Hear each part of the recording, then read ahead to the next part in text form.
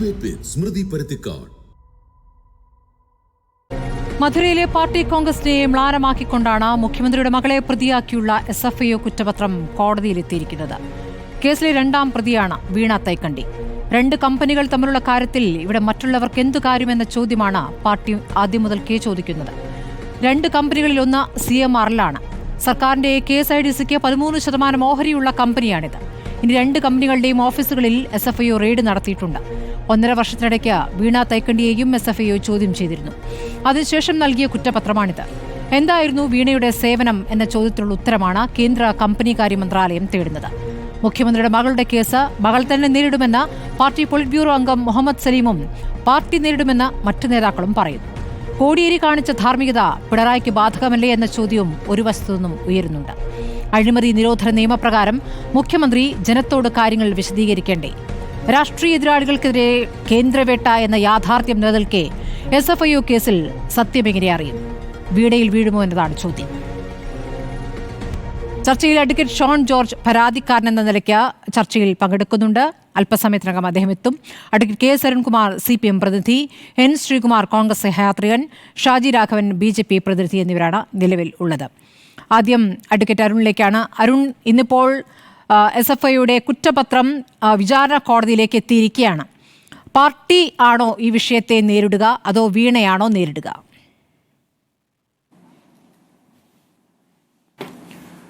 നമ്മുടെ party leadership അത് കൃത്യമായിട്ട് വ്യക്തമാക്കിയിട്ടുണ്ടല്ലോ. അതായത് നിയമപരമായിട്ടുള്ള കാര്യങ്ങൾ ഇതിൽ കേസിൽ കക്ഷിയായ ആൾക്കേ നേരിടാൻ കഴിയൂ. ഈ കേസിൽ പ്രതിയായി ഉൾപ്പെടുത്തിയിരിക്കുന്നത് ശ്രീ വീണയെയും അതുപോലെ തന്നെ വീണയുടെ കമ്പനിയായ എക്സലോജിക് കമ്പനിയാണ്.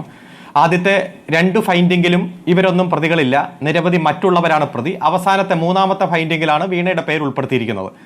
അപ്പോൾ നിയമപരമായിട്ടുള്ള കാര്യങ്ങൾ ആ കക്ഷിക്ക്, കേസിലെ കക്ഷിക്ക് മാത്രമേ നേരിടാൻ കഴിയൂ എന്ന് എല്ലാവർക്കും വ്യക്തമാണല്ലോ.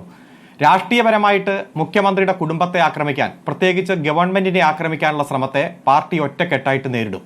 ഇങ്ങനെ തന്നെയാണ് സഖാവ് കോടിയേരി ബാലകൃഷ്ണന്റെ മകനെ കള്ളക്കേസിൽ കുടുക്കിയപ്പോഴും ചെയ്തത്.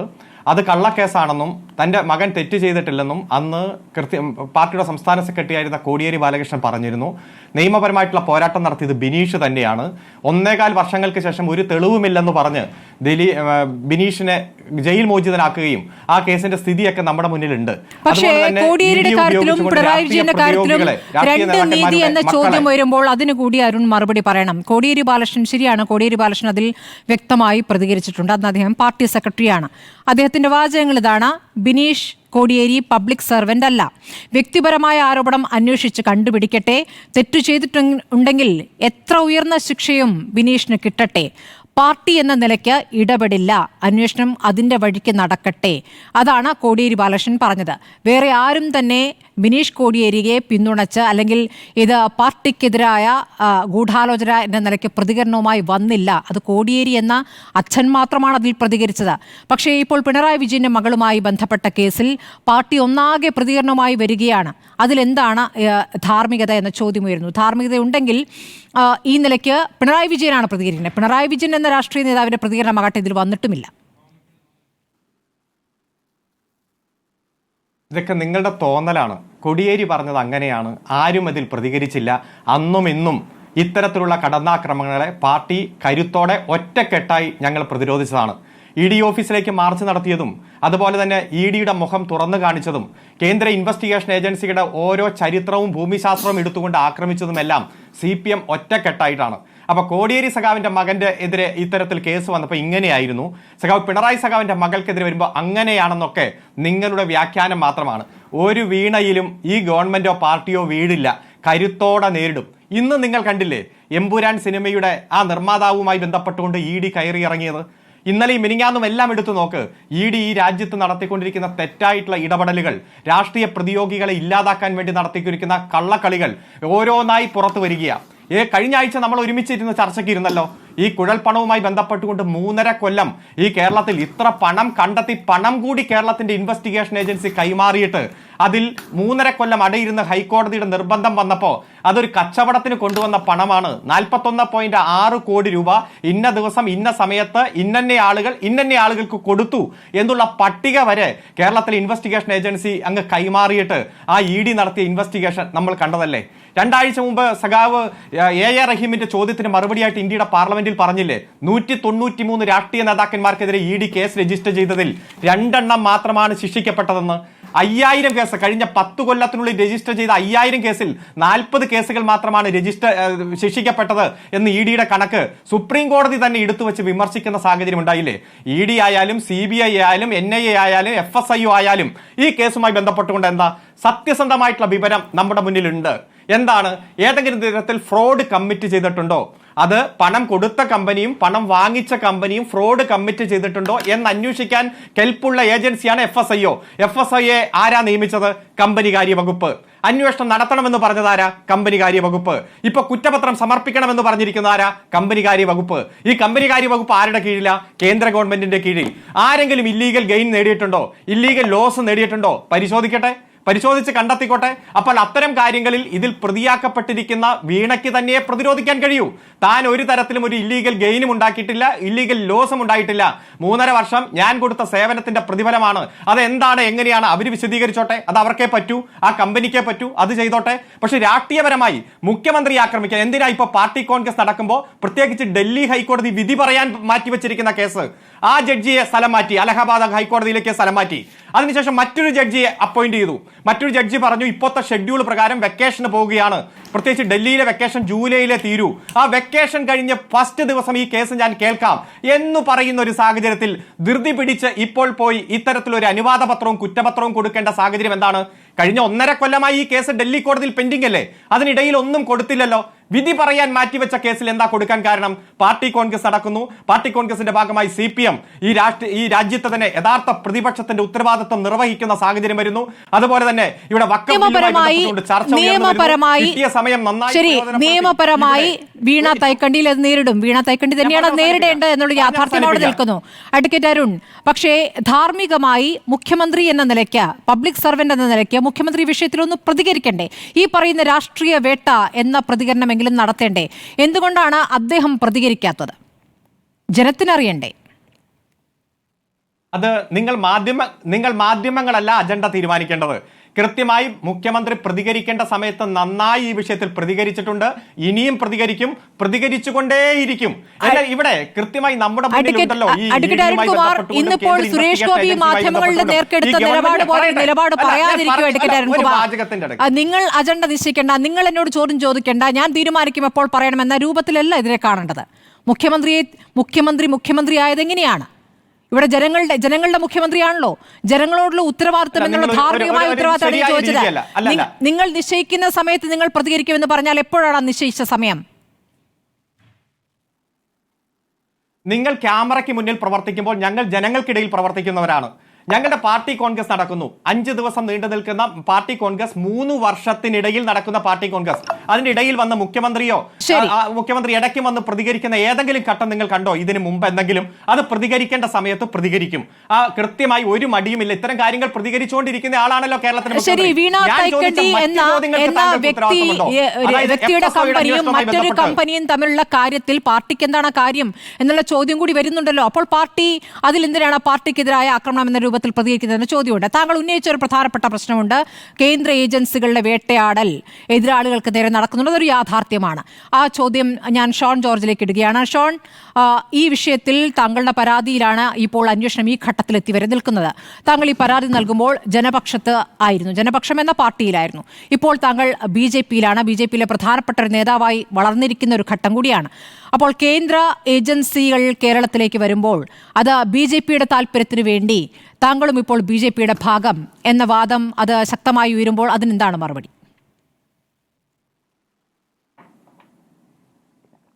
ഈ വാദം ഈ ചർച്ച നയിക്കുന്ന വ്യക്തിയാണ് ചോദിക്കുന്നതെങ്കിൽ മറുപടി പറയാൻ ഞാൻ ബാധ്യസ്ഥനാണ്.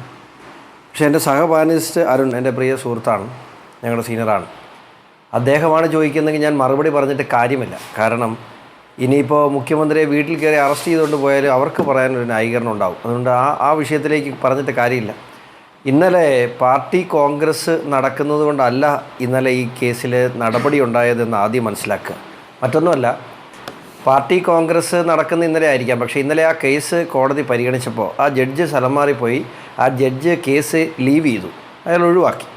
ഒഴിവാക്കിയപ്പോൾ ആ കേസ് ഇന്നലെ കോടതിയുടെ പരിഗണനയ്ക്ക് വന്ന സമയത്ത് CMRലെ ഉദ്യോഗസ്ഥർ അവിടെ പങ്കെടുത്തു. ഇപ്പോൾ പറഞ്ഞ പോലെ തന്നെ BJPയുടെ ഒരു ഇതിൻ്റെ ഡിഫാക്ടോ കംപ്ലയിൻ്റ് എന്ന് പറയുന്നത് BJPയുടെ നേതാവാണ്. അതുകൊണ്ട് ഇത് വലിയ രാഷ്ട്രീയ ഗൂഢാലോചനയാണെന്നൊക്കെ ആ കോടതിയിൽ ഇവർ സമർത്ഥിച്ചു. അപ്പോൾ കോടതി പറഞ്ഞു, സ്റ്റേ ഒരിക്കലും അനുവദിക്കാൻ കഴിയില്ല, നിങ്ങളുടെ വാദം ഞാൻ കേൾക്കാം. ഞാൻ ഒരു കാര്യം മാത്രം ചോദിച്ചോട്ടെ, കേരള ഹൈക്കോടതിയിൽ ഇതേ വാദം തന്നെയല്ലേ KSADC ഉന്നയിച്ചത്? ഈ അന്വേഷണം നിയമവിരുദ്ധമാണ്, ഇത് തടയണമെന്നും കേരള ഹൈക്കോടതി അംഗീകരിച്ചോ?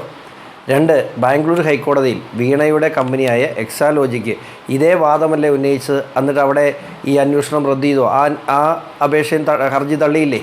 അതേ അപേക്ഷയായിട്ട് വീണ്ടും ഈ അന്വേഷണ റിപ്പോർട്ട് ഫയൽ ചെയ്യാൻ ഏതാനും ദിവസങ്ങൾ ബാക്കി നിൽക്കുമ്പോൾ ഫയൽ ചെയ്ത സമയത്ത് കോടതിയിൽ വന്നപ്പോൾ ഇത് ഈ അന്വേഷണം നിയമവിരുദ്ധമാണ്, അല്ലെങ്കിൽ ഈ അന്വേഷണ റിപ്പോർട്ട് ഫയൽ ചെയ്യുന്നത് ഞങ്ങൾക്ക് ഗുരുതരമായ ഡാമേജ് ഉണ്ടാക്കും എന്ന് പറഞ്ഞുകൊണ്ട് അപ്പോൾ ഓപ്പൺ കോടതിയിൽ കോടതി പറഞ്ഞു, അപ്പോൾ ഈ കേസ് പരിഗണിച്ച് ഇതിൻ്റെ വിധി വരുന്നിടം വരെ നിങ്ങൾ റിപ്പോർട്ട് ഫയൽ ചെയ്യണമെന്ന് നമുക്ക് നിർബന്ധമുണ്ടോ എന്ന് SFIയോട് അല്ലെങ്കിൽ അഡീഷണൽ സോളിസിറ്റർ ജനറലോട് ചോദിച്ചു. അദ്ദേഹം പറഞ്ഞു, ഇല്ല, കേസിൻ്റെ വിധി വന്നതിന് ശേഷം റിപ്പോർട്ട് ഫയൽ ചെയ്താൽ മതി എന്ന് പറഞ്ഞു.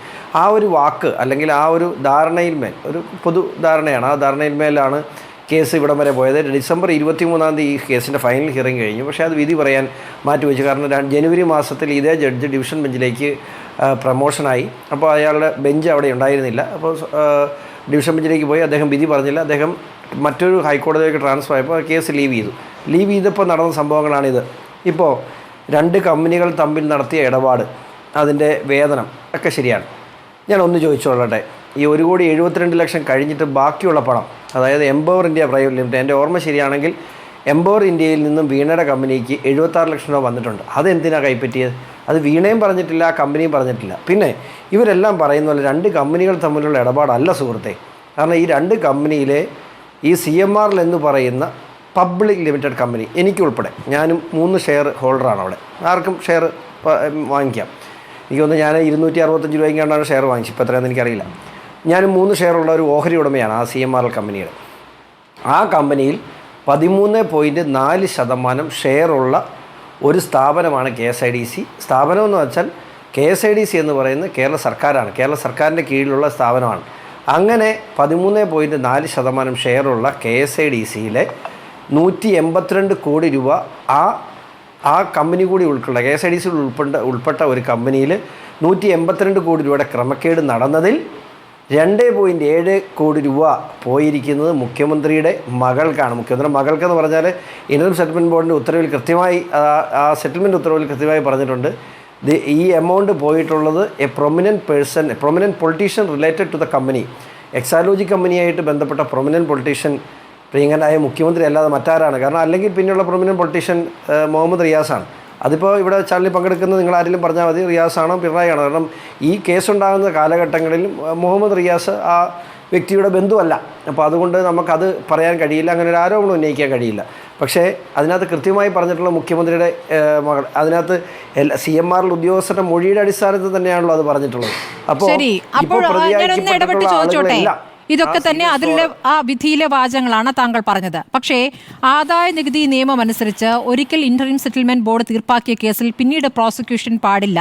എന്നാൽ കേന്ദ്ര കമ്പനികാര്യ മന്ത്രാലയം ഈ കേസിൽ പ്രോസിക്യൂഷന് അനുമതി നൽകിയത് രാഷ്ട്രീയ കാരണങ്ങളാണെന്ന് വ്യക്തം. ഇന്നത്തെ ദേശാഭിമാനിയിൽ പറഞ്ഞിരിക്കുന്ന വാദമാണ് CPM നേതാക്കൾ ആവർത്തിച്ച് പറയുന്ന ഒരു വാദം. ഇതിന് മറുപടിയുണ്ടോ? അതായത് ഇന്ററിം സെറ്റിൽമെൻറ്റ് ബോർഡിൻ്റെ മുമ്പിൽ അവർ റെയ്ഡ് നടക്കുന്നു. അതായത് PCIT Kochi, principal commissioner of income tax കൊച്ചിയുടെ നേതൃത്വത്തിൽ CMRL നടക്കുന്ന റെയ്ഡിലാണ് ഈ ക്രമക്കേട് പുറത്തു വരുന്നത്. ഈ ക്രമക്കേട് വന്ന് പിടിക്കപ്പെടാപ്പെടും എന്ന നിലയിലായപ്പോൾ, മാത്രമല്ല PCIT റെയ്ഡിൽ മുഖ്യമന്ത്രിയുടെ മകളുടെ ഉൾപ്പെടെ രേഖകൾ ഉണ്ടാകുമെന്ന് പറഞ്ഞപ്പോൾ ഇന്ററിം സെറ്റിൽമെൻറ്റ് ബോർഡിന് ഇവിടെ CMRL അപേക്ഷ സമർപ്പിച്ചു. എന്താണ്? ഞങ്ങൾ ഈ വിഷയം, ഞങ്ങളുടെ കുറ്റം ഏറ്റുപറഞ്ഞ് നമ്മൾ കുറ്റം സമ്മതിച്ച് ഈ വിഷയം തീർക്കാൻ തയ്യാറാണ്. അങ്ങനെ തയ്യാറാണ് എന്ന് പറഞ്ഞ് 135 കോടി രൂപയുടെ തിരിമറി സ്വയം സമ്മതിച്ചാണ് ഈ ഇന്ററിം സെറ്റിൽമെൻറ്റ് ബോർഡിൻ്റെ ഉത്തരവ് വരുന്നത്. അതിന് CMRL കമ്പനി പിഴയടയ്ക്കുകയും ചെയ്തു.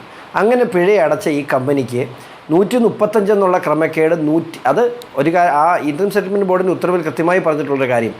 ഇപ്പോൾ ബോധിപ്പിച്ചിട്ടുള്ള കണക്കിൽ മറ്റെന്തെങ്കിലും മാറ്റമുണ്ടായാൽ, അതായത് അവർ പറഞ്ഞിട്ടുള്ള കണക്കുകൾ പൂർണ്ണമായും സത്യമായിരിക്കണം, ആ സത്യമല്ലാതെ ആ കണക്കുകൾക്ക് വ്യത്യാസമുണ്ടായ ഇൻകം സെറ്റിൽമെൻറ്റ് ബോർഡിൻ്റെ ഉത്തരവ് ബാധകമല്ല. അതായത് ഇപ്പോൾ അടച്ചതിൻ്റെ 3 ഇരട്ടി ഫൈൻ അടയ്ക്കേണ്ടി വരും. മാത്രമല്ല അവർക്ക് മറ്റൊരു ഇമ്മ്യൂണിറ്റി, അത് പ്രോസിക്യൂഷൻ ഇമ്മ്യൂണിറ്റി ഉൾപ്പെടെ, ഇത് ഇൻകം ടാക്സ് ഇമ്മ്യൂണിറ്റി മാത്രമേ ഇതിനുള്ളൂ, മറ്റ് ഒരു ഇമ്മ്യൂണിറ്റി മാത്രമല്ല, ഇത് ഞാൻ ഉൾപ്പെടെ അപ്പോൾ 3 ഷെയർ ഉണ്ടെന്ന് പറഞ്ഞ് എനിക്ക് നഷ്ടം സംഭവിച്ചിട്ടുണ്ട്. CMRൻ്റെ ഷെയർ ഹോൾഡർ ആയിട്ടുള്ള ലക്ഷക്കണക്കിന് ആളുകൾക്ക് നഷ്ടം സംഭവിച്ചിട്ടുണ്ട്. CMRൻ്റെ ഷെയർ ഹോൾഡറായ കേരള സംസ്ഥാന സർക്കാരിന് 13.4%, 182 കോടി രൂപയുടെ ഷെയർ എന്ന് പറയുമ്പോൾ ഏറെക്കുറെ 24,90,00,000 രൂപയുടെ നഷ്ടം സംസ്ഥാന സർക്കാരിന് സംഭവിച്ചിട്ടുണ്ട്. അതിന് കാരണക്കാർ ആയ പ്രതികളിൽ ഒരാൾ മുഖ്യമന്ത്രിയുടെ മകളാണ്. ആ മുഖ്യമന്ത്രിയുടെ കമ്പനിയുടെ ഗ്യാരണ്ടിയർ, അതുകൂടെ പറഞ്ഞേക്കാം, മുഖ്യമന്ത്രിയുടെ കമ്പനിയുടെ ഈ സിംഗിൾ ഡയറക്ടർ ഓണർ എന്ന് പറയുന്ന മുഖ്യമന്ത്രിയുടെ മകളാണ്. ആ മകളുടെ കമ്പനിയുടെ ഏക ഗ്യാരണ്ടിയർ എന്ന് പറയുന്നത് മുഖ്യമന്ത്രിയുടെ ഭാര്യയാണ്. ശരി, അരുൺ മറുപടി ഉണ്ടോ? ഇതൊക്കെ കുറേ നാളായിട്ട് നമ്മൾ കേട്ടതല്ലേ. അതായത് 2023 ഏകദേശം ഓഗസ്റ്റ് മാസം തൊട്ട് കേട്ടുകൊണ്ടിരുന്ന കാര്യങ്ങളല്ലാതെ പുതുതായിട്ടൊന്നുമില്ല. ഈ രാജ്യത്തെ ഒരു കോൺസ്റ്റിറ്റ്യൂഷണൽ കോടതിയല്ലേ ഹൈക്കോടതി, അതുപോലെ തന്നെ വിജിലൻസ് കോടതി. ഈ SFIO എന്ന് പറഞ്ഞാൽ ഒരു അന്വേഷണ ഏജൻസി മാത്രമാണ്. ഒരു അന്വേഷണ ഏജൻസി പറയുന്നതാണോ, കോൺസ്റ്റിറ്റ്യൂഷണൽ കോടതി പറയുന്നതാണോ വലുത്? അന്വേഷണത്തിന് സ്റ്റേ ഇല്ല എന്ന തീരുമാനവും ഹൈക്കോടതിയുടേതായിരുന്നില്ലേ അഡ്വക്കേറ്റ് അരുൺകുമാർ? ഈ KSIDCയുടെ ഹർജി ആയാലും വീണ കർണാടകയിൽ കൊടുത്ത ഹർജി ആയാലും അന്വേഷണത്തിന് സ്റ്റേ ഇല്ല എന്ന തീരുമാനം 2 ഹൈക്കോടതികളിൽ നിന്ന് വന്നില്ലേ? അപ്പോൾ ഈ വിജിലൻസ് കോടതിയുടെ തീരുമാനം മാത്രമാണ് അന്തിമം എന്ന രൂപത്തിലേക്ക് നിങ്ങൾക്ക് എങ്ങനെ വ്യാഖ്യാനിക്കാനാവും? അല്ല സ്മൃതി, ഇത് ശരിയല്ല. ഒരു വാചകം പറയുമ്പോഴേക്കും നിങ്ങൾ ഇടപെടുന്നത് ശരിയല്ല, മര്യാദകേടാണ്. ഞങ്ങളൊക്കെ 1 മണിക്കൂർ സമയം ഈ ചർച്ചയുടെ ഭാഗമായി പറയുന്നത് പാർട്ടിയുടെ നിലപാടും കൃത്യമായി ജനങ്ങളെ ബോധ്യപ്പെടുത്താനാണ്. എന്തിനാണ് ഇങ്ങനെ ഇടപെടുന്നത്? ഞാൻ ആദ്യം പറഞ്ഞു തുടങ്ങിയപ്പോൾ ഒറ്റ വാചകത്തിൽ താങ്കൾ ഇടപെട്ടു. എന്നാൽ ഷോൺ ജോർജിന്റെ 5 മിനിറ്റിൽ താങ്കൾക്ക് ഇടപെടലില്ല. ഈ മര്യാദകേട് തുടരരുത്. രണ്ടാമത്തെ കാര്യം, കോൺസ്റ്റിറ്റ്യൂഷണൽ കോടതി എന്ന് പറഞ്ഞാൽ ഹൈക്കോടതി ഏറ്റവും മുതിർന്ന കോടതികളിൽ ഒന്നാണ്. അതിന്റെ മുകളിൽ ഒരു കോടതിയേ ഉള്ളൂ. എന്താ പറഞ്ഞത്? ഒരു തരത്തിലും ഈ കേസിൽ 1 രൂപ പോലും ഇല്ലീഗലായിട്ട് ഉണ്ടാക്കിയിട്ടില്ല, ഒരു ഇൻഫ്ലുവൻസും ഉണ്ടായിട്ടില്ല. അതുപോലെ തന്നെ ഗവൺമെന്റുമായോ മുഖ്യമന്ത്രിയായോ മന്ത്രിമാരായോ കണക്ട് ചെയ്യുന്ന ഒരു സാഹചര്യം, ഒരു രേഖ പോലും ഈ കേസിലെ ആരുടെയും കയ്യിലില്ല. ശ്രീ മാത്യു കുഴൽനാടനും കൊണ്ടുവന്നില്ല, ഗിരീഷ് ബാബുവും കൊണ്ടുവന്നില്ല, ആരും കൊണ്ടുവന്നില്ല. അതുകൊണ്ട് അന്വേഷണം നടത്താൻ, ഒരു കേസ് രജിസ്റ്റർ ചെയ്യാൻ, അന്വേഷണം ആരംഭിക്കാൻ പോലും യോഗ്യമല്ലാത്ത കേസെന്ന് പറഞ്ഞത് കേരളത്തിന്റെ ഹൈക്കോടതിയാണ്. അതുപോലെ 3 വിജിലൻസ് കോടതിയാണ്. ആ പറഞ്ഞ കാര്യങ്ങൾ നിലനിൽക്കുമ്പോൾ ഒരു അന്വേഷണ ഏജൻസി അന്വേഷിച്ചു, ഹൈക്കോടതി അതിന്റെ കേസ് വാദം കേട്ടു, വിധി പറയാൻ മാറ്റി. എന്താ സ്റ്റേ? അന്ന് FIR, അന്ന് അന്വേഷണമുള്ളൂ. കുറ്റപത്രം കൊടുത്താൽ ഇനി കുറ്റപത്രത്തിന്റെ മേലാണ് വാദം നടക്കേണ്ടത്. കാരണം ഈ കോടതിയുടെ പരിഗണനയിൽ, ഡൽഹി ഹൈക്കോടതിയുടെ പരിഗണനയിൽ ഇരിക്കുമ്പോൾ കുറ്റപത്രം ഇല്ല. ഇനിയിപ്പോ ഒന്നാന്ന് തുടങ്ങണം. ആ കുറ്റപത്രത്തിൽ ഉൾപ്പെട്ടിരിക്കുന്ന കാര്യങ്ങൾ നിയമപരമാണോ എന്ന ആദ്യം മുതൽ കേസ് തുടങ്ങേണ്ട ഒരു സാഹചര്യമാണ്. ഇതൊക്കെ നമ്മുടെ മുന്നിലുണ്ട്. അപ്പോൾ ആരെങ്കിലും ഇല്ലീഗൽ ഗെയിൻ ഉണ്ടാക്കിയോ, ഇല്ലീഗൽ ലോസ് ഉണ്ടാക്കിയോ, ഏതെങ്കിലും കമ്പനിക്ക് ഇതുകൊണ്ട് നഷ്ടമുണ്ടായോ, അതുപോലെ കമ്പനിയുമായി ബന്ധപ്പെട്ടുകൊണ്ടുള്ള ഷെയർ ഹോൾഡേഴ്സിന് നഷ്ടമുണ്ടായിട്ടുണ്ടോ, അതുപോലെ ക്രെഡിറ്റേഴ്സിന് നഷ്ടമുണ്ടായിട്ടുണ്ടോ, ഇനി അതർ പേഴ്സൺ ഇതുമായി ബന്ധപ്പെട്ടുകൊണ്ട് നഷ്ടമുണ്ടായിട്ടുണ്ടോ? ഇതൊക്കെ നോക്കിയാലല്ലേ 447 വരൂ. ഒരു യാഥാർത്ഥ്യം നമ്മുടെ മുന്നിലില്ലേ? 95 കോടി രൂപ ഇതേ കമ്പനി രാഷ്ട്രീയക്കാർക്ക്, മാധ്യമപ്രവർത്തകർക്ക്, അമ്പലത്തിന്, പള്ളിക്ക് ഒക്കെ കൊടുക്കുന്നു. അതിൽ അന്വേഷണമില്ല. 135 കോടി രൂപ ഇതെല്ലാം കൂടെ ഉൾപ്പെടെ അമ്പലത്തിന്റെയും പള്ളിയുടെയും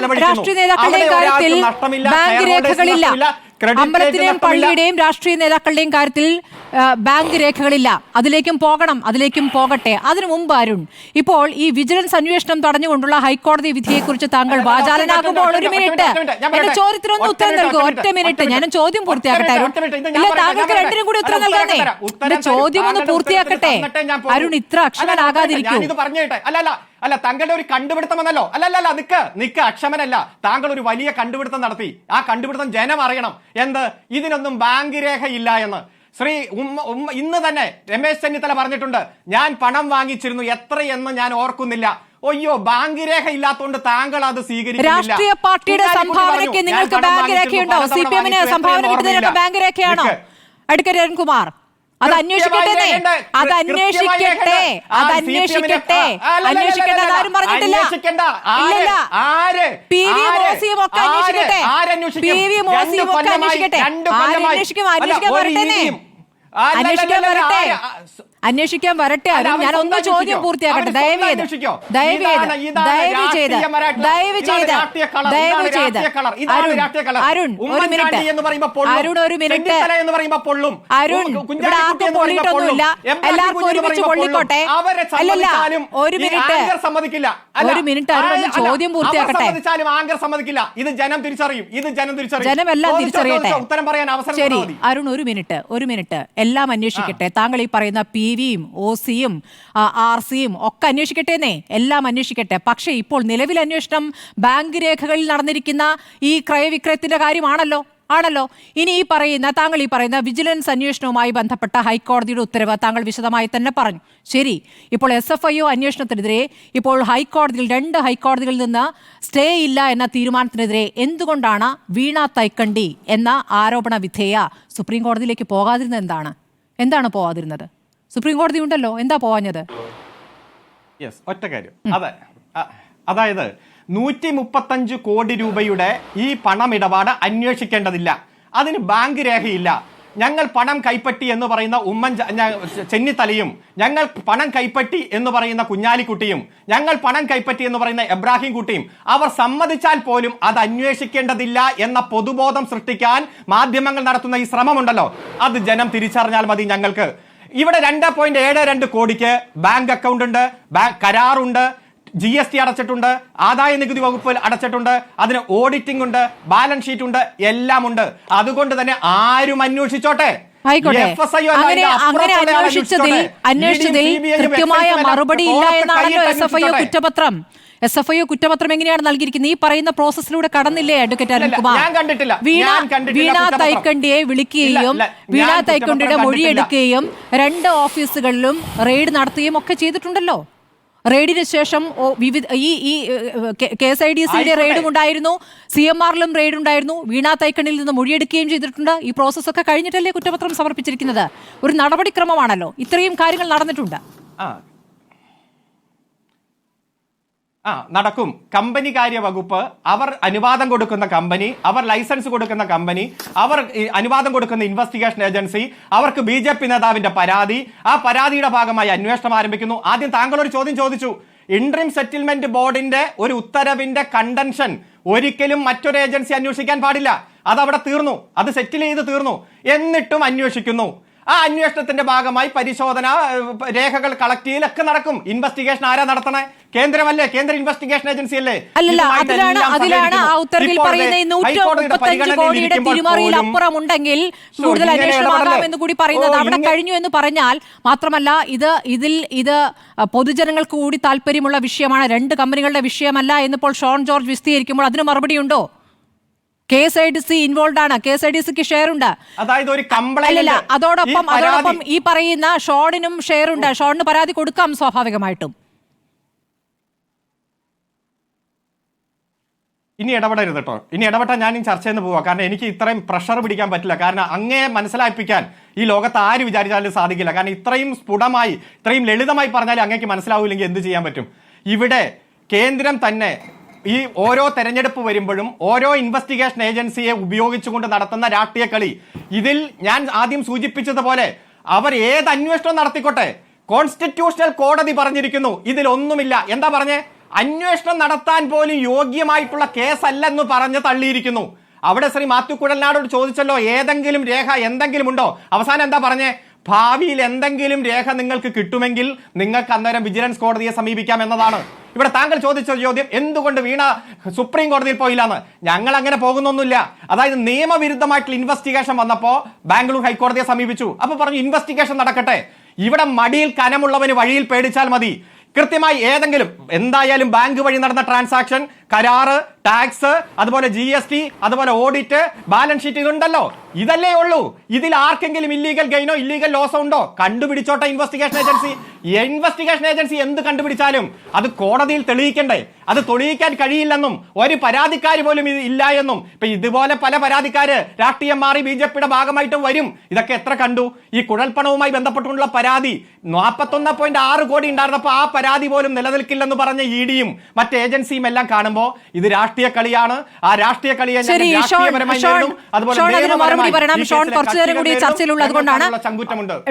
അതിനുകൂടി മറുപടി പറയാൻ താങ്കൾ ഇപ്പോൾ BJPയുടെ പ്രതിനിധി കൂടിയാണ്. അതുകൊണ്ടാണ് ഇതിൽ രാഷ്ട്രീയ അജണ്ട സംശയിക്കുന്നത്. കാരണം തെരഞ്ഞെടുപ്പുകൾ വരുന്ന ഘട്ടത്തിൽ ഇത് ശരിയാണ്, കേന്ദ്ര ഏജൻസികൾ ആ ഘട്ടങ്ങളിൽ വിവിധ സംസ്ഥാനങ്ങളിലേക്ക് പോകുന്നത് നമ്മുടെ മുന്നിലുണ്ട്, ആ ഒരു യാഥാർത്ഥ്യമുണ്ട്.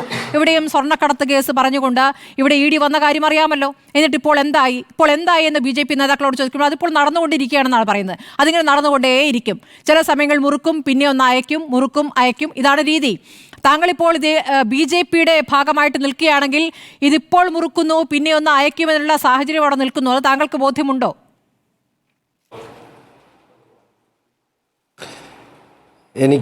ഞാൻ ഈ ചോദ്യം കേസ് ഫയൽ ചെയ്തപ്പോൾ മുതൽ ഞാൻ കേൾക്കുന്നൊരു ചോദ്യമാണ്. ഞാൻ അന്നും ഇന്നും മാധ്യമ സുഹൃത്തുക്കളോടും എൻ്റെ രാഷ്ട്രീയ സുഹൃത്തുക്കളോടും എല്ലാം പറയുന്നൊരു കാര്യം, എൻ്റെ പേര് ഷോൺ ജോർജ് എന്നാണ്.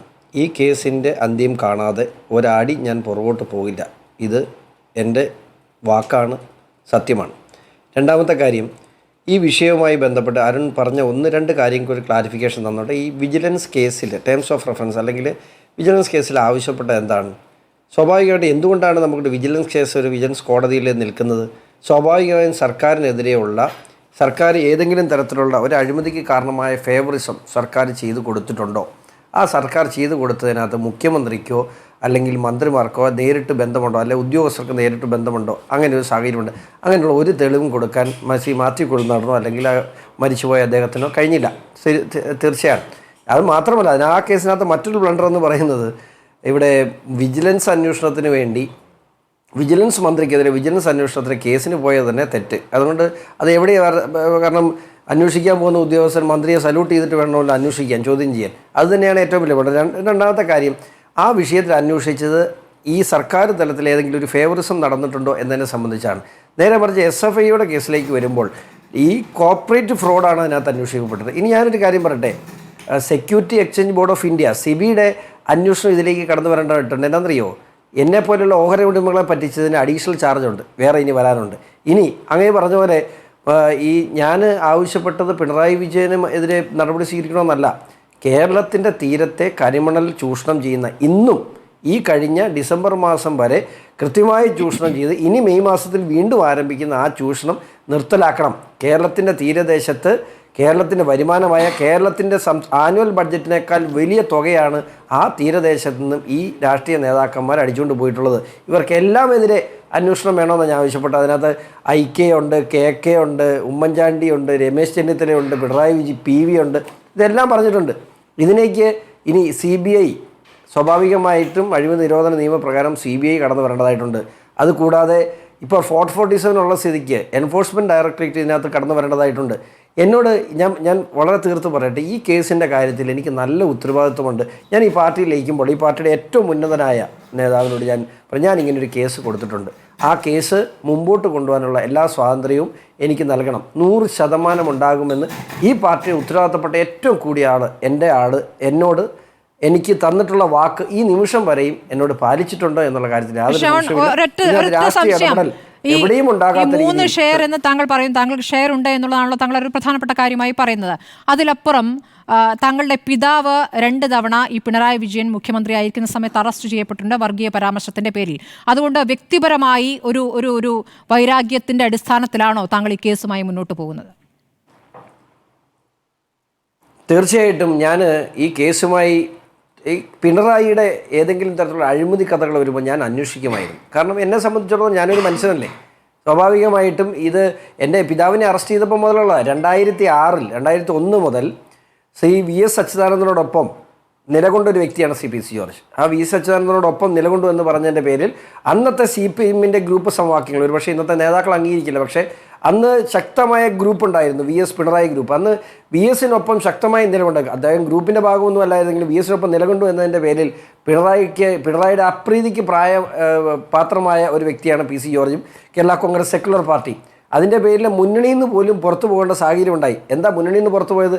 അന്ന് T. കുരുവിള എന്ന് പറയുന്ന അന്നത്തെ മന്ത്രി, പൊതുമരാമത്ത് വകുപ്പ് മന്ത്രി മണികെട്ടാൻ ചോർലയിൽ കയ്യേറ്റം നടത്തിയെന്ന് കണ്ടെത്തിയതിൻ്റെ സാഹചര്യത്തിൽ അദ്ദേഹത്തിൻ്റെ ആരോപണം ഉന്നയിച്ച മന്ത്രിയോട് രാജിവെക്കാൻ ആവശ്യപ്പെട്ടു. കൂടെ PC ജോർജിനോടും കൂടെ PC ജോർജിനെ മുന്നണിയിൽ നിന്ന് പുറത്താക്കുകയും ചെയ്തു. ഇതൊക്കെ ചരിത്രമാണ്. അന്നു മുതൽ ഇന്ന് വരെയും കഴിഞ്ഞ ഈ കാലഘട്ടം വരെയും എവിടെയൊക്കെ PC ജോർജിനെ ഉപദ്രവിക്കാമോ അതെല്ലാം ശ്രീ പിണറായി വിജയൻ ചെയ്തിട്ടുണ്ട്. എന്നെ സംബന്ധിച്ചിടത്തോളം ആ പിണറായി വിജയനെതിരെ, ഇദ്ദേഹത്തിനെതിരെ അഴിമതി ആരോപണം ഇത് മാത്രമല്ല, ഇതിനേക്കാൾ വലുത് ഇനിയും വരാനുണ്ട്. മാത്രമല്ല ഇതിനു മുമ്പ് പല കാര്യങ്ങൾക്കും ഞാൻ മെനക്കെട്ട് പുറകെ നടന്ന് അന്വേഷിച്ചിട്ടുണ്ട്. പക്ഷേ ഇതെല്ലാം ഒരിടത്ത് ചെല്ലുമ്പോൾ സ്റ്റക്കായി പോകും. നമുക്കതിലേക്ക് കൃത്യമായി എത്താൻ കഴിയില്ല. പക്ഷേ എനിക്ക് കൃത്യമായി എത്തിപ്പിടിക്കാൻ കഴിയുന്ന, അത്യാവശ്യം 1-2 മാസം ഹോംവർക്ക് ചെയ്തിട്ട് തന്നെയാണ് ഈ കേസുമായി ഇറങ്ങിയത്. ഞാൻ തുറന്നു പറയാം, SFIO എന്ന് പറഞ്ഞാൽ എന്താണെന്ന് എനിക്കറിയില്ലായിരുന്നു. കാരണം നമ്മൾ എക്സസൈസ് ചെയ്യുന്ന, നമ്മൾ പ്രാക്ടീസ് ചെയ്യുന്ന ലോ അല്ലത്. അപ്പം ഇത് എന്താണെന്ന് പോലും അറിയത്തില്ല. അത് എൻ്റെ അടുത്ത സുഹൃത്തുക്കൾ, നിരവധി സുഹൃത്തുക്കൾ, അതിനകത്ത് കോർപ്പറേറ്റ് ലോ പ്രാക്ടീസ് ചെയ്യുന്ന എൻ്റെ വളരെ അടുത്ത എൻ്റെ ഒരു ജ്യേഷ്ഠ സഹോദരനെ പോലെ എൻ്റെ ഒരു സുഹൃത്ത്, അദ്ദേഹമാണ് എനിക്ക് ഈ ചിന്ത തന്നത്. അവിടെ നിന്നും ഏറെക്കുറെ 2 മാസം അദ്ദേഹവും ഞാനും അദ്ദേഹത്തിൻ്റെ ഓഫീസും എൻ്റെ ഒരുപറ്റം സുഹൃത്തുക്കളും കൂടെ ഒരുമിച്ചാണ് ഈ കേസ് ഫയൽ ചെയ്തത്. അതുകൊണ്ട് തന്നെ ഈ കേസ് ഇപ്പം എന്നെ സംബന്ധിച്ചാൽ വാശിക്കാണ് പഠിച്ചു തുടങ്ങിയത്. പക്ഷേ പിന്നെ എന്നെ സംബന്ധിച്ചിടത്തോളം ഇത് ഇന്ന് ഈ നാടിനെ രക്ഷിക്കേണ്ട ഒരാവശ്യമാണ്. ഈ നാട്ടിൽ ഇന്നും നടന്നുകൊണ്ടിരിക്കുന്ന, നിങ്ങൾ എപ്പോഴെങ്കിലുമൊക്കെ അതിൽ പോകുമ്പോൾ ആ തോട്ടപ്പള്ളിയിൽ നിന്ന് വലത്തോട്ട് നോക്കിയാൽ മതി അവിടെ നടക്കുന്നത് എന്താണെന്ന്. മാധ്യമപ്രവർത്തകരൊന്നും അങ്ങോട്ട് കേട്ടില്ല. മാധ്യമപ്രവർത്തകർക്ക് അവിടെ പോകാൻ പേടിയാണ്. പോയാൽ അവിടെ ഗുണ്ടകളാണ്.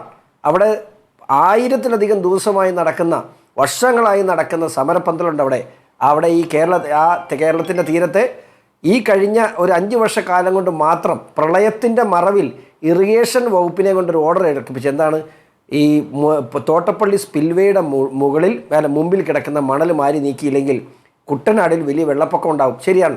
പക്ഷേ ആ മണൽ വാരി നീക്കാനാണ് ഇറിഗേഷൻ വകുപ്പ്, നമ്മുടെ ദുരന്ത നിവാരണ അതോറിറ്റി, ഏത് ആക്ടിനെ മറികടക്കാൻ കഴിയുന്ന ഒരു ഉത്തരവാണ് ദുരന്ത നിവാരണ അതോറിറ്റിക്ക്. അങ്ങനെ ആ ദുരന്ത നിവാരണ അതോറിറ്റി അങ്ങോട്ട് ഓർഡർ ഇറക്കിച്ച് മണൽ നീക്കാനുള്ള ഓർഡറിൻ്റെ മറവിൽ മണൽ കോരി വിറ്റു കഴിഞ്ഞ 5 വർഷമായി. ആ തട്ടിപ്പ് നിർത്തണമെന്നാണ് നമ്മൾ ആവശ്യപ്പെടുന്നത്. തുടർന്നും എൻ്റെ പോരാട്ടം തുടരും. വളരെ നന്ദി ഷോൺ അല്പസമയമേ ഈ ചർച്ചയിലുണ്ടായിരുന്നു. വളരെ നന്ദി. ചർച്ചയിൽ പങ്കെടുത്തതിന് അരുൺ മറുപടി പറഞ്ഞോളൂ. ഇവിടെ അവസാനം അദ്ദേഹം കൊണ്ടുപോയി കണക്ട് ചെയ്ത് നിർത്തിയിരിക്കുന്നത് തോട്ടപ്പള്ളിയിലെ ഖനനം അവസാനിപ്പിക്കണമെന്ന്. ഈ തോട്ടപ്പള്ളിയിലെ ഖനനവുമായി ബന്ധപ്പെട്ടുകൊണ്ട് 1 മിനിറ്റെങ്കിലും ഖനനാനുമതി കൊടുക്കാൻ ഏതെങ്കിലും LDF ഗവൺമെന്റ് തയ്യാറായോ? അത് കൊടുത്തതാരാ? UDF ഭരിക്കുമ്പോഴല്ലേ? അത് റദ്ദ് ചെയ്തതാരാ? VS അച്യുതാനന്ദൻ കേരളത്തിന്റെ മുഖ്യമന്ത്രി ആയിരിക്കുമ്പോഴല്ലേ? പലതവണ കളക്ടർമാരുടെ ശുപാർശയും കോടതി വിധിയുമായിട്ട് വന്നിട്ടും നിയമപരമായി മാത്രം പരിശോധിക്കാൻ പറഞ്ഞ് എഴുതി വിട്ടിയ ആളാ കേരളത്തിന്റെ മുഖ്യമന്ത്രി. അപ്പൊ മുഖ്യമന്ത്രിയെ കണക്ട് ചെയ്യാൻ വേണ്ടി അങ്ങ് വന്നിട്ട് അതാണ് ഹൈക്കോടതി പറഞ്ഞത്. ഒരു തെളിവും ഈ CMRL ഖനനാനുമതിയുമായി ബന്ധപ്പെട്ടുകൊണ്ട് കൊണ്ടുവരാത്തതിനാൽ ഒരു ഇല്ലീഗൽ ഗെയിനുമില്ല. ഇപ്പൊ ഈ FSIയുടെ അന്വേഷണത്തെ നിങ്ങൾ ചിത്രീകരിക്കുന്നത് എങ്ങനെയാ? ഈ വ്യക്തി എന്ന രൂപത്തിൽ വീണയുമായിട്ട് എന്താ ബന്ധം? മുഖ്യമന്ത്രിയുടെ മകളെ ഇത്തരത്തിൽ ഒരു സേവനത്തിന് വേണ്ടി പ്രയോജനപ്പെടുത്തി ഗവൺമെന്റിൽ നിന്ന് ഇല്ലീഗൽ ഗെയിൻ, പല സ്വാധീനങ്ങളും ഗവൺമെന്റിൽ നിന്ന് പലതും പ്രയോജനപ്പെടുത്തണം എന്നതിന് വേണ്ടിയിട്ടാണ്. അത് കണക്ട് ചെയ്യുന്ന ഒന്നുമില്ല എന്നും ഈ ഗവൺമെന്റിൽ നിന്ന് ഒരു ഘട്ടത്തിൽ പോലും CMRLന് നയാ പൈസയുടെ സഹായം കിട്ടിയിട്ടില്ലെന്നും കോൺസ്റ്റിറ്റ്യൂഷണൽ കോടതി കണ്ടെത്തി, വിജിലൻസ് കോടതി കണ്ടെത്തിയ വിവരം നമ്മുടെ മുന്നിലുള്ളപ്പോൾ ശ്രീ ഷോൺ ജോർജ് നമ്മുടെ സുഹൃത്താണ്. പക്ഷേ ഇങ്ങനെ വന്ന് കണക്ട് ചെയ്യാൻ കാണിക്കുന്ന ഒരു ചങ്കൂറ്റം ഉണ്ടല്ലോ, ആ ചങ്കൂറ്റം ജനങ്ങൾ തിരിച്ചറിയുമെന്ന് മാത്രമേ പറയാനുള്ളൂ. പച്ചയായ നുണ, കള്ളം, 1% പോലും ന്യായമില്ലാത്ത, സത്യത്തിന്റെ കണിക പോലും ഇല്ലാതെ അങ്ങ് കള്ളം അടിക്കുക. ആ കള്ളം ജനങ്ങൾക്ക് മനസ്സിലാകും. കാരണം കോടതി വിധിയൊക്കെ സജീവമായി ചർച്ച ചെയ്തവരാണല്ലോ നമ്മൾ. ശരി, ശ്രീകുമാർ, UDF ഇതിനെ എങ്ങനെ കാണുന്നു, കോൺഗ്രസ് ഇതിനെ എങ്ങനെ കാണുന്നു എന്നുള്ള പ്രതികരണങ്ങൾ ഇതിനകം വന്നു കഴിഞ്ഞതാണ്. പക്ഷേ നോക്കൂ, ഇപ്പോൾ CPM ഏറ്റവും പ്രധാനപ്പെട്ട ആയുധമാക്കുന്നത് വിജിലൻസ് അന്വേഷണം വേണമെന്നുള്ള ഹർജി കോടതി തള്ളിയതുമായി ബന്ധപ്പെട്ടാണ്. ഹൈക്കോടതിയിൽ നിന്ന് വന്നിരിക്കുന്ന തിരിച്ചടിയുമായി ബന്ധപ്പെട്ടാണ്. അപ്പോൾ കാര്യങ്ങൾ പരിശോധിക്കാതെ ഒരു എടുത്തുചാട്ടം നടത്തിയ മാത്യു കോൾനാടനാണ് ആദ്യമായി ഇതിലൊരു തിരിച്ചടി യഥാർത്ഥത്തിൽ ഈ വിഷയത്തിൽ തന്നെ ഉണ്ടാക്കിയിരിക്കുന്നതൊരു അനുമാനമുണ്ട്. അതിനാദ്യം മറുപടി പറയണം. അതോടൊപ്പം തന്നെ ഇപ്പോൾ ഈ തോട്ടപ്പള്ളിയിലെ മണൽ ഖനനവുമായി ബന്ധപ്പെട്ട് UDF കാലത്താണ് അത് യഥേഷ്ടം അനുവദിച്ചിരുന്നത്. LDF വന്ന ശേഷം അത് സംഭവിച്ചിട്ടില്ല എന്നുള്ള അരുണിന്റെ വാദത്തിന് കൂടി മറുപടി. അതിനുശേഷം നമുക്ക് മറ്റു കാര്യങ്ങളിലേക്ക് പോവാം.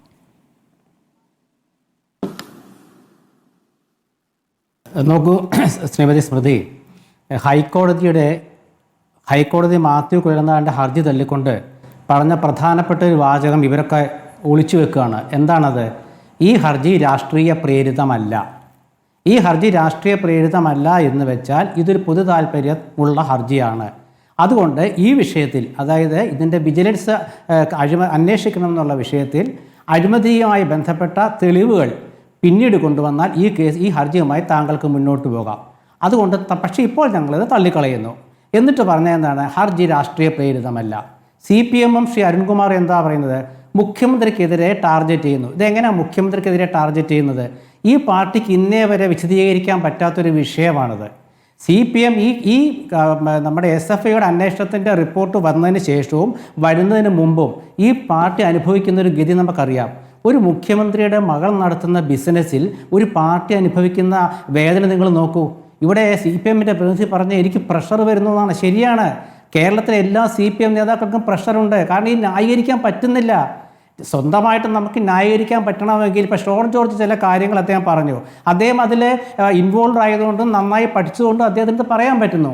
പക്ഷേ CPMന് ഇത് ഉണ്ടാക്കി പറയേണ്ടി വരും. കാരണം എന്താണ്? ഇതൊരു രാഷ്ട്രീയ ആരോപണമല്ല. ഇത് ആദായ നികുതി വകുപ്പിൻ്റെ ഇൻട്രീം സെറ്റിൽ ബോർഡ് കണ്ടെത്തിയ ഒരു വസ്തുതയാണ്.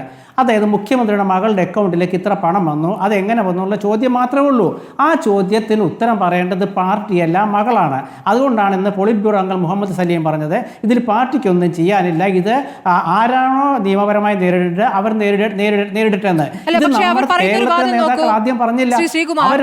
അരുൺ പറഞ്ഞ വാദം നിയമപരമായി നേരിടേണ്ടത് വീണ തൈക്കണ്ടി തന്നെയാണ്. വീണ അത് നിയമപരമായി നേരിടും.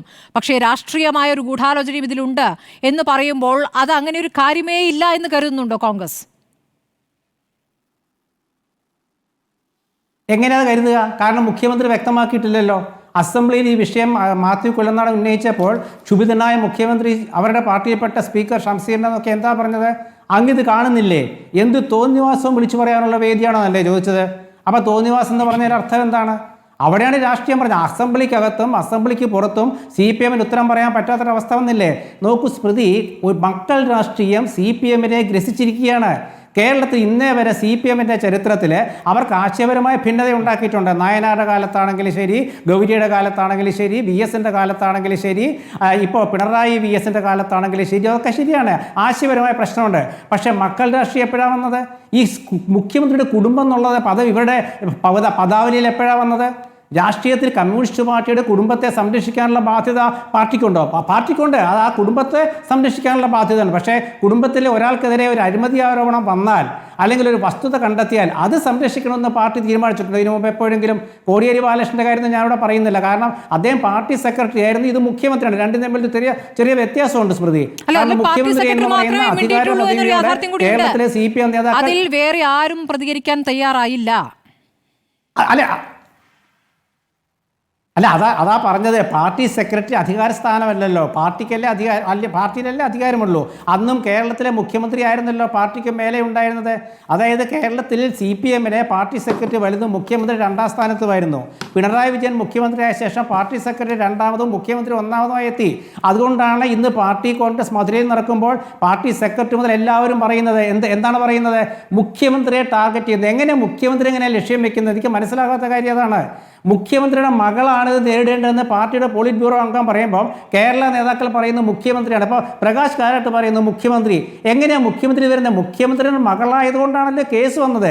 മുഖ്യമന്ത്രി പറയേണ്ടത് എന്താണ്? കോടിയേരി ബാലകൃഷ്ണൻ പറഞ്ഞ പോലെ പറയണം, എൻ്റെ മകളാണ്, ഈ കമ്പനിയുമായിട്ട് ബന്ധപ്പെട്ട കേസാണെങ്കിൽ എൻ്റെ മകൾ നേരിട്ടുകൊള്ളും എന്നല്ലേ പറയേണ്ടിയിരുന്നത്. അതിന് പകരം ഈ വിജിലൻസ് ഹൈക്കോടതി ഉത്തരവ് വന്നപ്പം സ്മൃതി മറന്നുപോയിട്ടില്ലല്ലോ, ഒരാഴ്ചയല്ലേ ആയിട്ടുള്ളൂ. എന്താണ് ആദ്യം ഗോവിന്ദ മാഷ് പറഞ്ഞത്?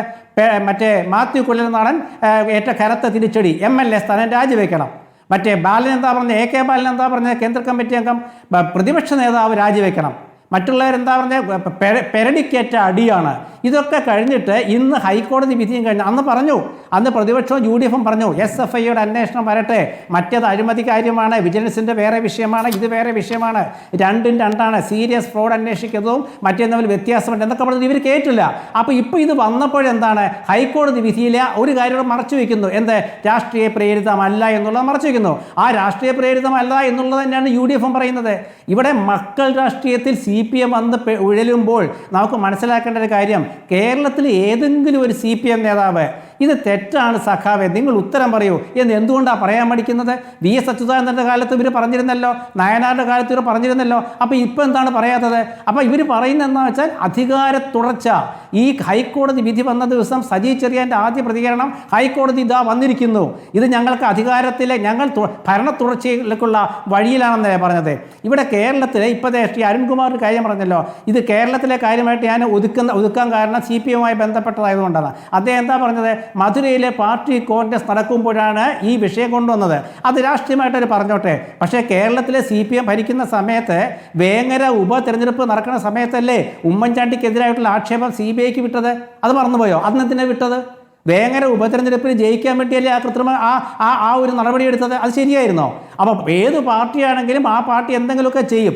ഇവിടെ വിഷയം വരുമ്പോൾ നമ്മൾ സംസാരിക്കുന്ന വിഷയം എന്താ വെച്ചാൽ, ഇതിൽ പാർട്ടി എങ്ങനെയാണ് പ്രതിരോധത്തിലായത്?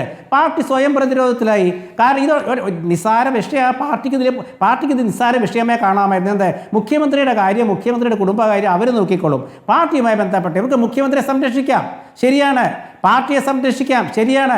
മുഖ്യമന്ത്രിയുടെ കുടുംബത്തിലെ ആരെങ്കിലും സംരക്ഷിക്കണമെന്ന് എന്നാണ് CPM തീരുമാനമെടുത്തത്? ഏത് സംസ്ഥാന സമ്മേളനമാണ് തീരുമാനമെടുത്തത്? ഏത് പാർട്ടിയുടെ പ്ലീനമാണ് ഇത് സംബന്ധിച്ച നിർദ്ദേശം മുന്നോട്ട് വെച്ചത്? ഇവിടെ അതുകൊണ്ടാണ് കേരളത്തിലെ ജനങ്ങൾക്ക് എത്ര പ്രഷർ കൂടി സംസാരിച്ചാലും ശരി, കേരളത്തിലെ പാർട്ടി പ്രവർത്തകർക്ക് മനസ്സിലാകുന്നില്ല. അതുകൊണ്ടാണ് സുധാകരൻ, CPM-ൻ്റെ നേതാവ് സുധാകരൻ കരുവന്നൂർ പ്രശ്നം വന്നപ്പോൾ പറഞ്ഞത്, കരുവന്നൂരിലത്തെ വിഷയം ഇപ്പോഴും പാർട്ടിക്ക് വിശദീകരിക്കാൻ കഴിയുന്നില്ല. എന്താ കാരണം? അതിൽ പാർട്ടി ഉൾപ്പെട്ടിട്ടുണ്ട്. അതുപോലെ ഇവിടെയും പാർട്ടിയുടെ മുഖ്യമന്ത്രി ഉൾപ്പെട്ടിരിക്കുന്നു. അതുകൊണ്ട് വിശദീകരിക്കാൻ പറ്റുന്നില്ല. വിശദീകരിക്കാൻ പറ്റാത്തതിൻ്റെ കാരണം എന്താണെന്ന് വെച്ചാൽ അമിതമായ ഭരണാധിപനോടുള്ള അമിതമായ സ്നേഹമാണ്. എന്നാണ് കോൺഗ്രസിന്റെ വാദം. കേസില്ലെങ്കിലും കേസുണ്ടാക്കാനും BJPക്ക് ഒരു ബുദ്ധിമുട്ടുമില്ല. രാഷ്ട്രീയ വൈരാഗ്യം അത് കൃത്യമായി സമയം എടുക്കാതെ തന്നെ അപ്പോൾ കൊടുക്കുന്ന ഒരു രീതി കൂടി യഥാർത്ഥത്തിൽ കേന്ദ്ര സർക്കാരിനുണ്ട്. ഇപ്പോൾ എമ്പുരാനുമായി ബന്ധപ്പെട്ട നിർമ്മാതാവിന്റെ ഓഫീസിൽ നടത്തിയ റെയ്ഡ് ഒരു ഉദാഹരണമായി നേരത്തെ അഡ്വക്കേറ്റ് അരുൺകുമാർ ചൂണ്ടിക്കാണിക്കുന്നു. ഷാജി രാഘവൻ അതിന് മറുപടി നൽകാനുള്ള നടപടിയായിട്ടാണ് ഇതിനെ CPM കാണുന്നത്. അതിന് രാഷ്ട്രീയമായി നേരിടേണ്ടതിനെ അങ്ങനെ തന്നെ നേരിടുമെന്നവർ പറയുകയും ചെയ്തിരിക്കുന്നു. എന്താണ് മറുപടി?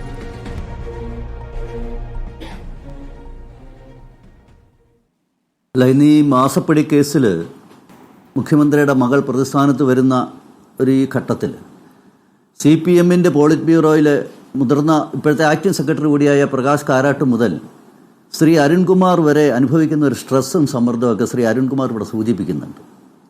അതിനൊരു പ്രധാന കാരണമുണ്ട്. അവരിത് ഈ രാഷ്ട്രീയ പകവക്കൽ എന്നൊക്കെ പറയും. ഇവരുടെ ഈ സമ്മർദ്ദത്തിനൊരു പ്രധാന കാരണമുണ്ട്.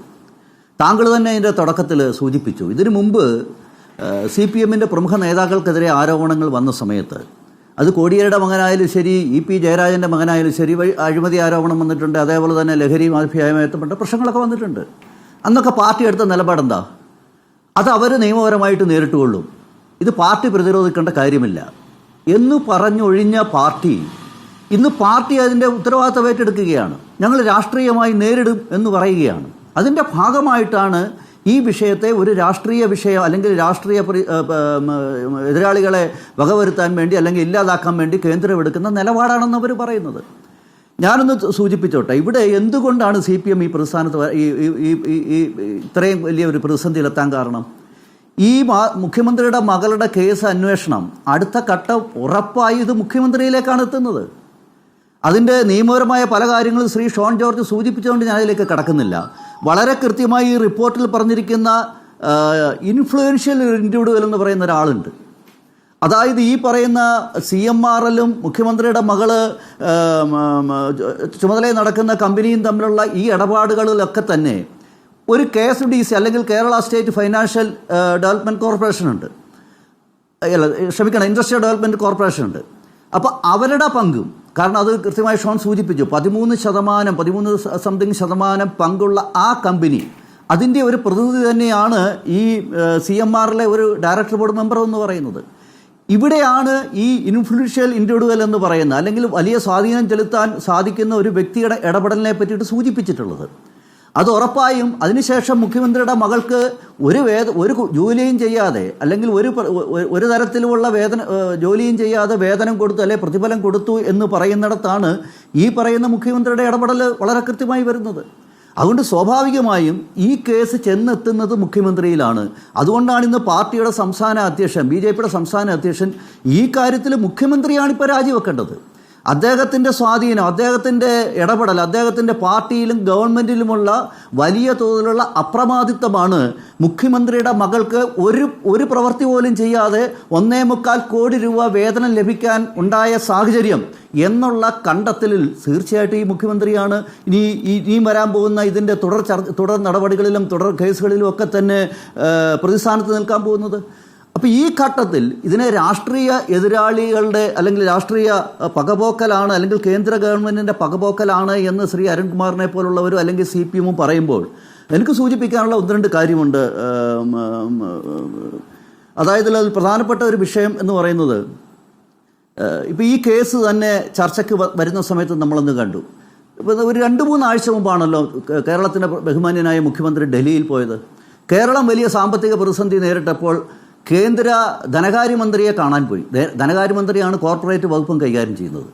അന്ന് ശ്രീകുമാറിൻ്റെ പാർട്ടി അല്ലെങ്കിൽ ശ്രീകുമാർ പ്രതിദാനം ചെയ്യുന്ന, അദ്ദേഹം റെപ്രസെൻ്റ് ചെയ്യുന്ന ആശയത്തിനെ പ്രതിനിധീകരിക്കുന്ന ഒരു രാഷ്ട്രീയ പാർട്ടി കോൺഗ്രസ് എന്താ കേരളത്തിൽ പറഞ്ഞത്? ഇവിടുന്ന് മുഖ്യമന്ത്രി പോയത്, കോർപ്പറേറ്റ് മന്ത്രിയെ കാണാൻ പോയത് ശ്രീമതി വീണയുടെ കേസ് അട്ടിമറിക്കാനാണ്, അല്ലെങ്കിൽ SFIO കേസിൽ വളരെ ഗുരുതരമായ ഫൈൻഡിങ്സ് ഉണ്ട്, അത് ഇല്ലാണ്ടാക്കാനും ആ കേസ് ഇല്ലാണ്ടാക്കാൻ വേണ്ടിയിട്ടാണ് പോയി കണ്ടതെന്നല്ലേ പറഞ്ഞത്? ഇത് കേരളത്തിലൊരു സ്ഥിരം നാടകമാണ്. ഇപ്പോൾ ഈ SFIOയുടെ കേസ് നടക്കാതിരുന്നാൽ, ഈ തരത്തിലുള്ള അന്വേഷണങ്ങൾ വരാതിരുന്നാൽ ഉടനെ തന്നെ ശ്രീകുമാറിൻ്റെയും കോൺഗ്രസിൻ്റെയും കേരളത്തിലെ കോൺഗ്രസും പറയും ഇത് CPMന്റെ അഡ്ജസ്റ്റ്മെന്റ് ആണ്, അതിനായിട്ടാണ് മുഖ്യമന്ത്രി അവിടെ പോയത്. ഇത് നേരെ തിരിച്ച് സംഭവിച്ചിരിക്കട്ടെ. അരുൺകുമാറും ഒക്കെ എന്താ പറയാൻ പോകുന്നത്? ഇത് കോൺഗ്രസുമായിട്ടുള്ള ഒരു ധാരണയാണ്. പല ഘട്ടങ്ങളിൽ വേഗത്തിൽ പോവുകയും അത് തെരഞ്ഞെടുപ്പ് ഘട്ടത്തിൽ വേഗത്തിലാക്കുന്നു, പിന്നെ അത് ഇല്ലാതാകുന്നു, പിന്നെ നിർത്തുന്നു. ഇതൊക്കെ അല്ലേ കേരളം കാണുന്നത്? സ്വർണ്ണക്കടത്ത് കേസ് എന്തായി?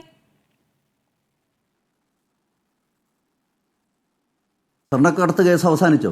അല്ല, അതാ പറഞ്ഞത് അവസാനിച്ചോ. അറിയില്ല. ഇപ്പൊ കേരളത്തിൽ എന്ത് ഇലക്ഷനാണ് നടക്കുന്നത്? എന്തിനാ?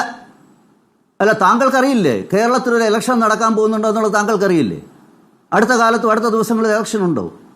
ഒരു ഇലക്ഷനുമില്ല. അതാ ഞാൻ പറഞ്ഞത്.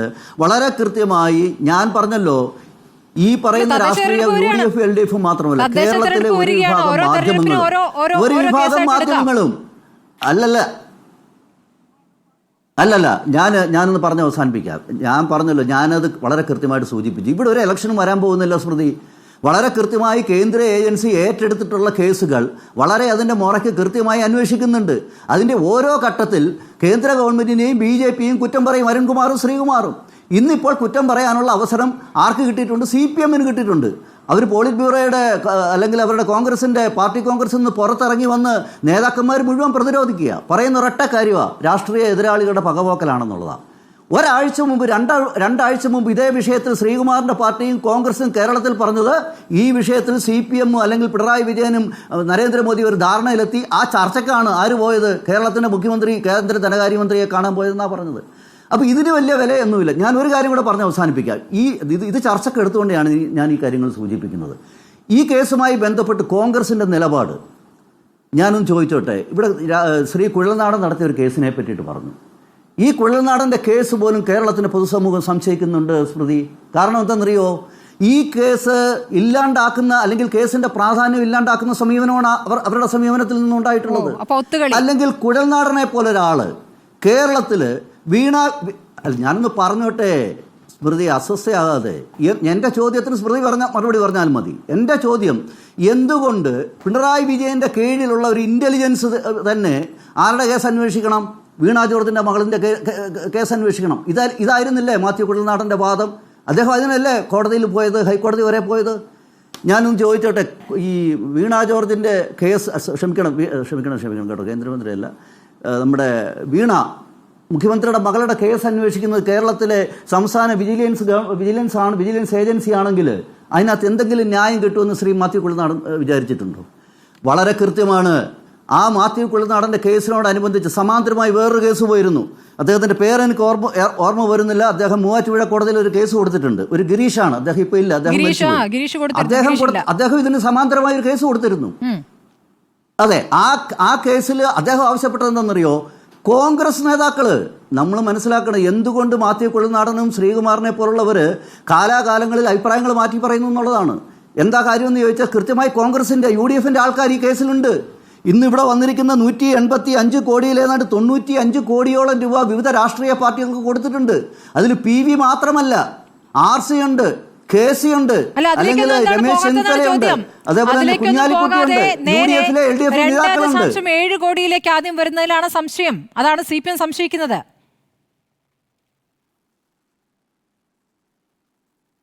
അല്ലല്ല, ആ കേസൊന്നും ഇല്ലാതായി എന്ന് കരുതണ്ട. ഞാൻ പറയാൻ ആഗ്രഹിച്ച വിഷയം എന്തെന്നറിയോ, LDF UDF കാലാകാലങ്ങളിൽ ഈ കാര്യത്തിൽ പറയുന്ന അഭിപ്രായ പ്രകടനം, ഈ കേസൊന്നും ഇല്ലാണ്ടായി പോകുന്ന ആരും കരുതണ്ട. അങ്ങനൊന്നും ആരും ആശ്വസിക്കുകയും വേണ്ട. ശരി, അങ്ങനൊന്നും LDF UDF ഇതിനകത്ത് ആശ്വസിക്കണം. ഞാൻ പറഞ്ഞ മാത്യു കുളുനാടന്റെ കേസ് പോലും നമ്മൾ മനസ്സിലാക്കണം.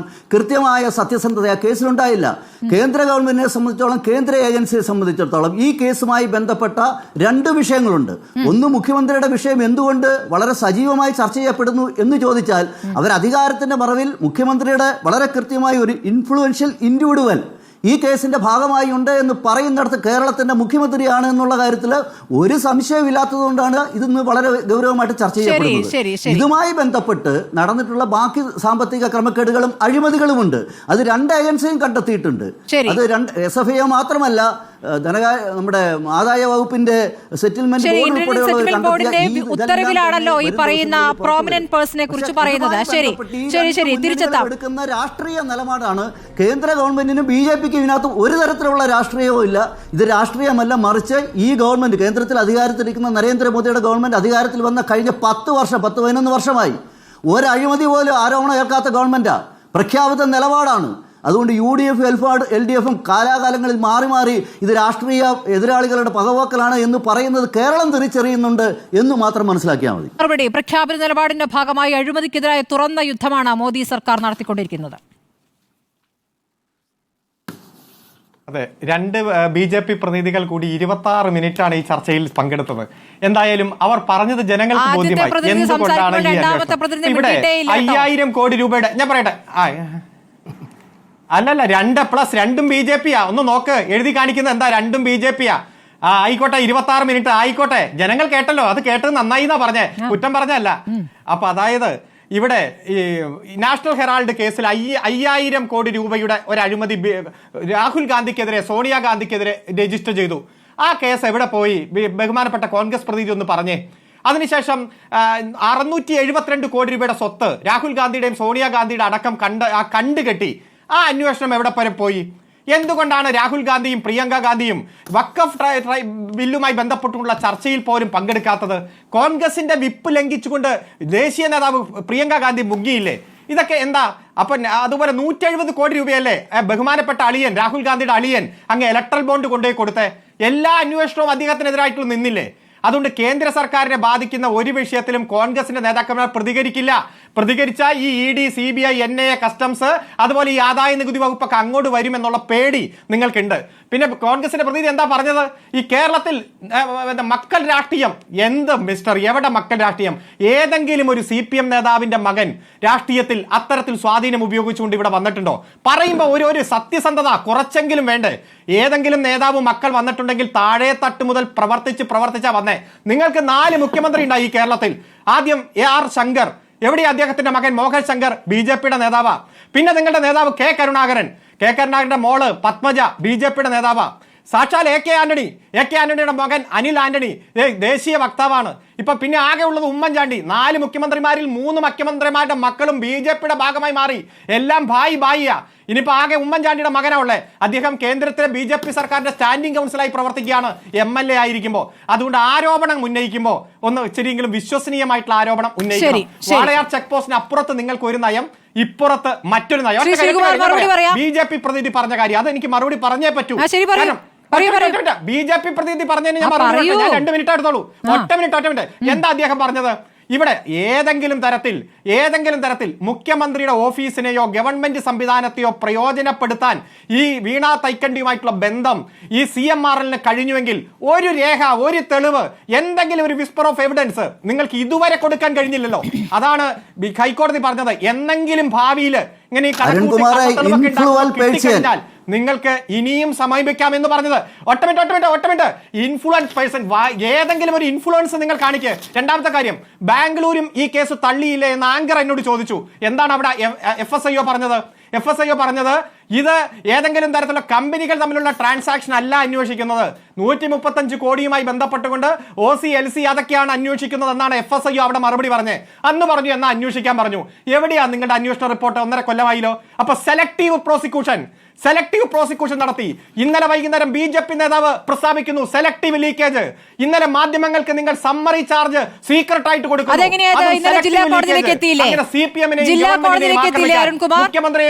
അഭിഭാഷകനല്ലേ? ഇന്നലെ ജില്ലാ കോടതിയിലേക്ക് എത്തിയ ശേഷമല്ലേ വാർത്താ മാധ്യമങ്ങൾക്ക് കിട്ടിയത്? ഇല്ല എത്തിയില്ല. ഇല്ല, ഒരിടത്തും എത്തിയില്ല. ഇന്നലെ ആദ്യം BJP നേതാക്കളുടെ മാധ്യമങ്ങൾക്ക് എത്തി. സൂക്ഷ്മമായി താങ്കൾ പരിശോധിച്ചാൽ താങ്കൾക്ക് മനസ്സിലാകും. ഇത് കുറെ നാളായി. അല്ല ഇതൊക്കെ നിങ്ങൾ പറയുന്നതല്ലേ? ശ്രീകുമാറിന്റെ ഊഴം നിങ്ങൾ ഒത്തുകളിച്ചോ?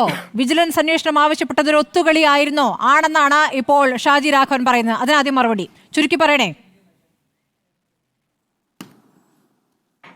നോക്കൂ ശ്രീമതി സ്മൃതി, കേരളത്തിലെ കോൺഗ്രസിൻ്റെ നേതാക്കളും പ്രത്യേകിച്ച് മാത്യു കുഴൽനാടനും മുഖ്യമന്ത്രി പിണറായി വിജയൻ തമ്മിൽ ഒത്തുകളിച്ചു എന്നൊക്കെ പറഞ്ഞാൽ ആര് വിശ്വസിക്കാനാണ്? അത് വിശദീകരിച്ച സമയം കളയുന്നില്ല. ഇവിടെ ശ്രീ അരുൺകുമാർ 2 കാര്യങ്ങൾ പറഞ്ഞു. നമ്മുടെ നാഷണൽ ഹെറാൾഡുമായി ബന്ധപ്പെട്ട് ശ്രീ രാഹുൽ ഗാന്ധിയോട് BJP എടുക്കുന്ന സമീപനം ശ്രീ അരുൺകുമാർ താങ്കൾ മറന്നാലും താങ്കളുടെ ഇപ്പോഴത്തെ മധുര സമ്മേളനത്തിൽ പ്രകാശ് കാരാട്ട് ഗോവിന്ദ മാഷ് മറന്നിട്ടില്ല. കാരണം രാഹുൽ ഗാന്ധി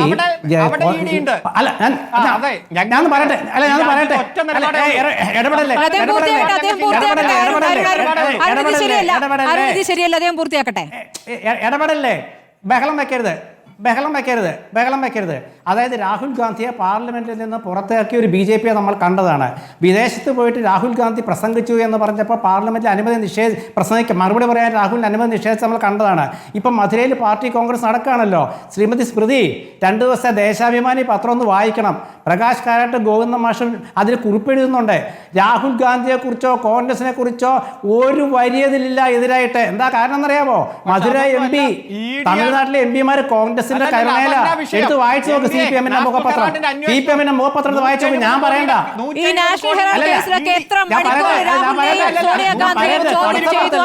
അത് ശരിവെക്കുന്നുണ്ടോ? അത് ചെയ്യണമെന്നാണോ പറയുന്നത്? വിവിധ സംസ്ഥാനങ്ങളിൽ കേസെടുത്ത് രാഹുൽ ഗാന്ധിയെ ബുദ്ധിമുട്ടിക്കുന്നില്ലേ ഇവിടെ കേന്ദ്ര സർക്കാർ? ഇല്ല എന്നാണോ പറയുന്നത്? ഭാരതത്തിന് വേണ്ടി എന്തെങ്കിലും പറഞ്ഞു പറയുന്നത്? ഇല്ലാന്ന് ആരും പറഞ്ഞില്ല. കേന്ദ്ര അന്വേഷണ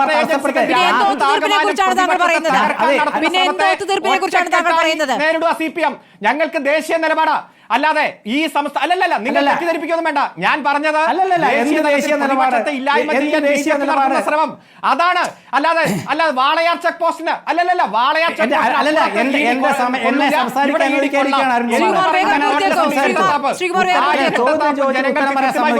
ശ്രീകുമാർ വേഗം പൂർത്തിയാക്കോളൂ. അല്ലല്ല എന്തിനായിട്ട് അരുൺകുമാർ കാര്യം മനസ്സിലാക്കൂ. ദേശീയ തലത്തിൽ CPM-ന്റെ സാഹചര്യത്തെ പറ്റി ശ്രീകുമാർ പറയുന്നത് അതെ ഒന്ന് പറയട്ടെ. ഒന്ന് പറയട്ടെ. അല്ല ഉത്തരവാ പറഞ്ഞേ ഒരു മിനിറ്റ്. ആരാ പറയണ്ടേ സ്മൃതി? ഞാൻ പറയണോ? താങ്കൾ ഒന്ന് പൂർത്തിയാക്കൂ. നമുക്ക് അതോടെ ചർച്ച അവസാനിപ്പിക്കണം. സമയം കഴിയുന്നു. അതായത് അതാ ഞാൻ പറഞ്ഞത്. അതായത് ഞാൻ പറഞ്ഞ വെച്ചാൽ രാഹുൽ ഗാന്ധിയെയും സോണിയാഗാന്ധിയെയും ED എത്രയോ ദിവസം ചോദ്യം ചെയ്ത് അവരെ കഷ്ടപ്പെടുത്തി കോൺഗ്രസ് നാട് മുഴുവൻ പ്രതിഷേധിച്ച കാലമുണ്ടായിരുന്നു. ഇവിടെ മുഖ്യമന്ത്രി പിണറായി വിജയനെ ഞാൻ പറയട്ടെ അരുൺകുമാർ, എന്തിനെങ്ങനെ പ്രഷറെ കൂട്ടല്ലേ? അനിയ പ്രഷർ കൂട്ടല്ലേ? ഒരു മിനിറ്റ് ഞാൻ പറയട്ടെ. ഞാൻ പറയട്ടെ.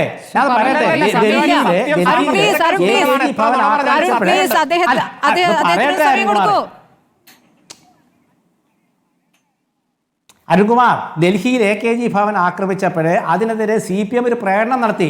പങ്കെടുക്കാത്ത ഒരേ ഒരാളേ ഉള്ളൂ, കേരള മുഖ്യമന്ത്രി. എന്താ പങ്കെടുക്കാതിരുന്നത്? അത് മനസ്സിലാക്കാതെ അതിൽ കൂടുതലൊന്നും ഞാൻ പറയണ്ടല്ലോ. പിന്നെ മധുരയിലേക്ക് വരാം. മധുര പാർട്ടി കോൺഗ്രസ് അല്ലേ തീരുമാനിക്കാൻ പോകുന്നത്. പാർട്ടി കോൺഗ്രസ് എന്താ പറഞ്ഞത്? 2010 എന്താ പറഞ്ഞത്? വിശാല ഐക്യം കോൺഗ്രസിന് BJP സമയമില്ലാത്തോണ്ടാണ് നമുക്ക് സമയം പൂർണ്ണമായി അവസാനിച്ചുകൊണ്ടാണ് ദയവേത് ശ്രീകുമാർ ക്ഷമിക്കൂ. അഡ്വക്കേറ്റ് ഷോൺ ജോർജ്, ഒപ്പം തന്നെ advocate K S Arunkumar, N Sreekumar, Shaji Raghavan ചർച്ചയിൽ പങ്കെടുത്തതിന് വളരെയധികം നന്ദി.